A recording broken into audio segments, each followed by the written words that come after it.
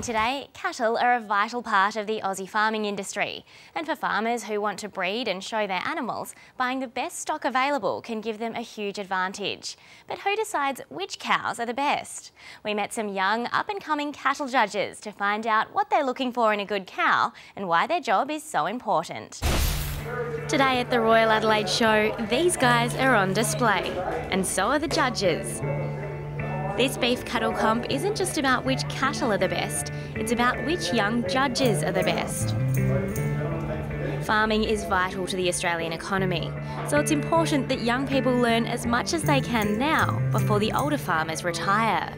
The future rests with these young people. There's too many of us my age and older running farms and running operations. 10-year-old James and his 12-year-old sister Alexandra are last-minute entrants in today's judging competition because their dad wants them to test their skills. When I get older, someone in our family has to take over the farm, and might be me.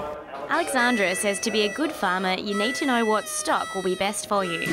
You want them to be alert, you want them to have a good rib cage, you want them to have a nice muscly rump, you want good hip to pin width, and you want nice strong legs if it's a bull, of course. You want great udder development if it's a heifer, and you want them to be good growth for their age as well. So say if they're 18 months, you want them to be a lot bigger than if they're 16 months, depending on what sort of cattle it is.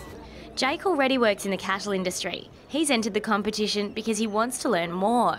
For me, it's fun. It is a lot of enjoyment. It's very much a social activity, but there is a serious element to it, and I guess, you know, if you can be lucky to win, I guess that sort of just justifies what you're thinking and what you're learning.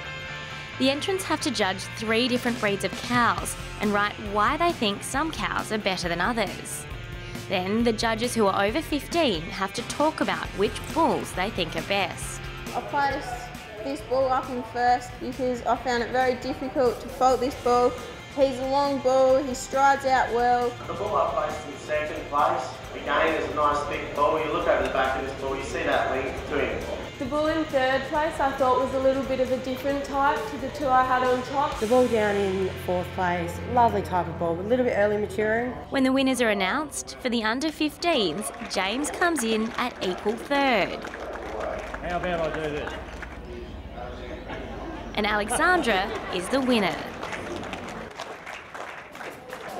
How does it feel? Great, exciting, wonderful, all in one, but I'm just really thankful that my dad said to me to do it. And in the under 25s, Jake took out first place and will now be heading to New Zealand to compete. Oh, I'm wrapped. It's a pretty tough competition. There's some good kids there, which are friends of mine, so I knew it was going to be tough, but I'm over the moon. The overjudge, who decided which kids did the best job, reckons these kind of competitions are important, not only for farmers, but for all Australians. Once they enter the industry, they need these skills to work out the best animals, the most productive animals. Coming back to economics again, we need the most efficient, most productive animals to produce food out of an ever-diminishing area. One of the reasons why we run junior judging competitions is to bring young judges up so they're competent and confident to move on and judge cattle as they get older. It's clear that the industry experts agree. These kids are the future of Australia's cattle industry. And that's it from BTN Extra. Don't forget, there's heaps of cool stuff on our website. It's at abc.net.au/ABC3. I'll be back later with news on 3. I'm Sophia Thomson. See you then.